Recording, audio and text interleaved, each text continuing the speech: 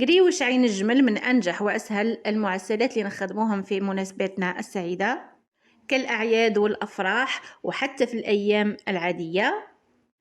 غير بمكونات اقتصادية راح نحضروا هذه الوصفة وبكمية معتبرة. تبعوني شوفوا معايا مراحل التحضير. في الريسيبيو ندير 5 كيلات فارينة. أنا اليوم خدمت بفنجان قهوة وانتم تقدروا ديروا الكيلة اللي تحبوا. نهبط الفارينة تاعي على الصفاي ونضيف معاها نصف مغرف صغيرة ملح مع نصف مغرف صغيرة خميرة حلوى. نخلط كل المكونات مع بعضهم ونضيف كيلة ناقصة صبع زبدة أو مارغرين دايبة ودافية، يعني ما تكونش سخونة. نخلط مليح حتى تتبسس الفارينة تاعي بليدام، ونضيف نصف حبة بيض طبعا بعد ما ضربتها. نخلط كل المكونات مع بعضهم ونجمع بماء الزهر حتى نتحصلوا على عجينة تكون ماهيش جارية وماهيش يابسة. وملاحظة هاد المقادير اللي عطيتهم لكم اليوم يخرجوا 20 حبة قريوش، واللي حبت تتحصل على كمية أكبر تضاعف المكونات. بعد ما تحصلت على القوام المطلوب ندير العجينة تاعي فوق طاولة العمل، نعجنها من دقيقتين إلى 3 بشكل متواصل. نكور العجينة تاعي ونديرها في ساشي ونخليها ترتاح من ساعة لساعتين، وإلا خليتوها ترتاح أكتر راح تتشرب لكم الزيت أثناء القلي. ونقول لكم اللي دخلوا أول مرة لقناتي مرحبا بكم معايا، ما تنسوش الاشتراك والإعجاب، شغلوا الجرس باش يوصلكم كل جديد فضلا وليس أمرا. وبعد ما ارتاحت العجينة تاعي مباشرة نديرها فوق طاولة العمل ونبدأ نفتح فيها حتى تصبح بهذا الشكل اللي واضح أمامكم في الصورة. نفتح العجينة بسمك 1 إلى 2 مليمتر وبشكل يكون مربع. ندردر المايزينا أو النشاء فوق العجينة بكمية معتبرة.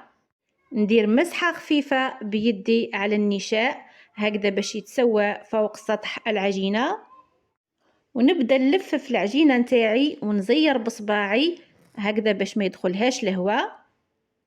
ونقول للأخوات اللي طلبوا تشكيل هاد القريوش يلاحظوا مليح الطريقة ويطبقوا الشرح ورايحين ينجحوا فيه بإذن الله. بعد ما لفيت العجينة نتاعي وتحصلت على حربوش أو رولي، ندهن طرف العجينة أو الحاشية بالماء غير بصباعي كما راه واضح. نكمل لف العجينة حتى تقفل مليح وتلصق الحاشية باش ما تتحلش معنا في القلي. نرولي ونضغط على الحربوش نتاعي حتى يتسوى وما يبقاش جهة غليظة وجهة رقيقة هكذا باش حبات القريوش يخرجوا معنا بنفس الحجم، ما تجيش حبة كبيرة على حبة. وهنا رايحة نقيس حبات القريوش ونعلم بالموس، نديرهم حوالي 1.5 سنتيمتر، ونقسم العجينة فوق الخطوط اللي علمتهم من قبل.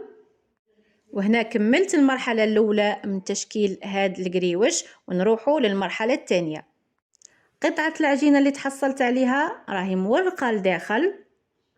نحط قطعة العجينة نتاعي على سطح العمل، ندير صباعي بهذه الطريقة ونضغط مليح، وبالحلال راح نفتح هاد العجينة حتى نتحصل على سمك 1 إلى 2 مليمتر. نعاود نفتح معاكم حبة تانية هكذا باش تكون طريقة الشرح مفهومة. نحط العجينة فوق سطح العمل، نضغط بصباعي ونحل بالحلال حتى نتحصل على هذا الشكل. نكمل العجينة اللي عندي بنفس الطريقة حتى نتحصل على هذه النتيجة اللي راهي واضحة أمامكم في الشاشة. ومباشرة نروح لعملية القلي. نجيب طاوة أو كاسرول نصفها بالزيت، نديرها على نار قليلة جدا. هنا سرعت الفيديو باش ما نطولش عليكم. نرمي حبة القريوش ما نمسش فيها، نخليها حتى يرفعها الزيت وتطلع للسطح. نقلبها على الجهة الأولى ونزيد نقلبها على الجهة الثانية. نحكم حبة القريوش نتاعي بالفرشيطة ونعاون بالمغرف بشكل عمودي كما راه واضح أمامكم. وهنا راح تتفتح الحبة وحدها ويبان التوريق نتاعها. ونعاود معاكم نطيب حبة واحدة أخرى للتوضيح أكتر هكذا باش تفهموا الطريقة.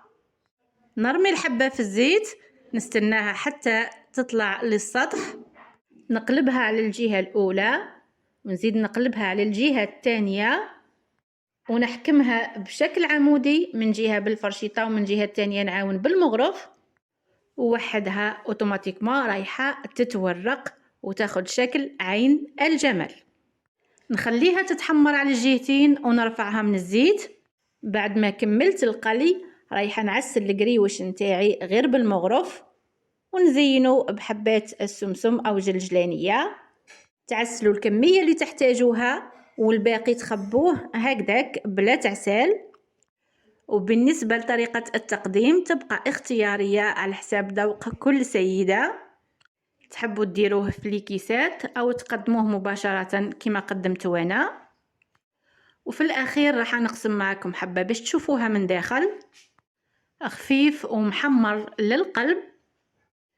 وهنا نكون وصلت معكم لنهاية هذه الوصفة. ما بقى لي غير نقول لكم للفيديو الجاي مع وصفة جديدة. نخليكم في رعاية الله وحده، وإلى اللقاء.